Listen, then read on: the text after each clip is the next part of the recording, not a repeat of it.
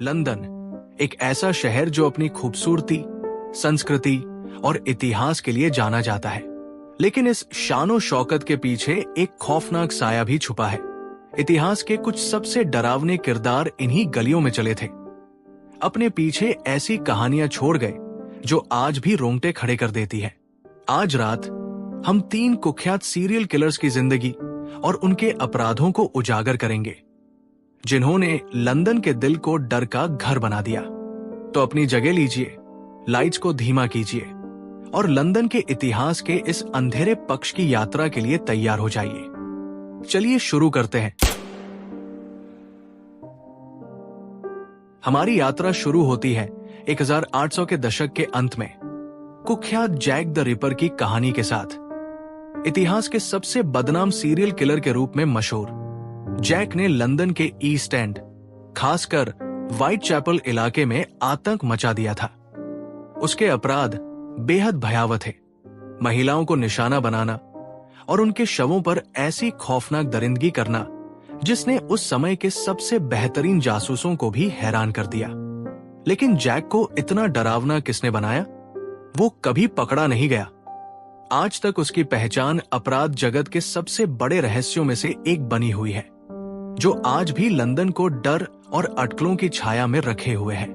अब चलते हैं 1980 के दशक की ओर, जहां हम डेनिस निल्सन से मिलते हैं, जिसे मसवेल हिल मर्डरर के नाम से भी जाना जाता है।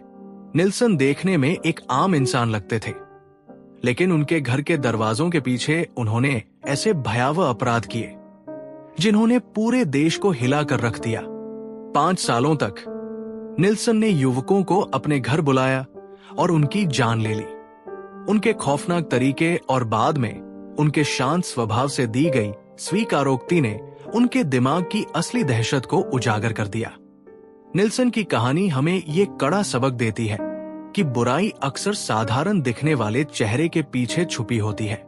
अब हम 1940 और 1950 के दशक की ओर बढ़ते हैं, जहां हम जॉन क्रिस्टी से मिलते हैं, जिसे रिलिंगटन प्लेस स्ट्रैंगलर के नाम से जाना जाता है। क्रिस्टी ने 10 रिलिंगटन प्लेस में रहकर अपने शिकारों के खिलाफ ऐसे घिनौने अपराध किए जिनका वर्णन करना भी मुश्किल है, जिसमें उनकी अपनी पत्नी भी शामिल थी।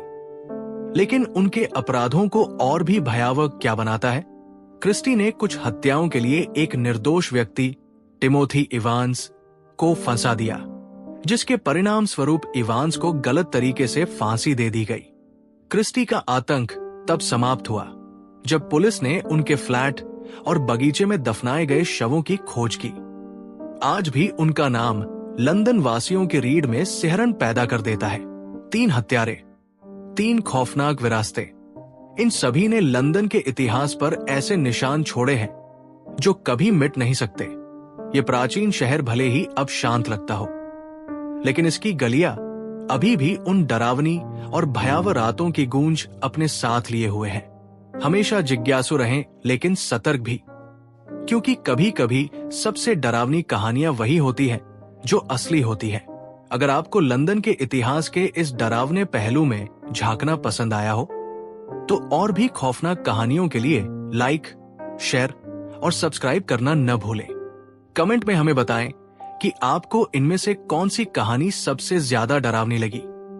तब तक के लिए सुरक्षित रहें और डर के साथ जुड़े रहें।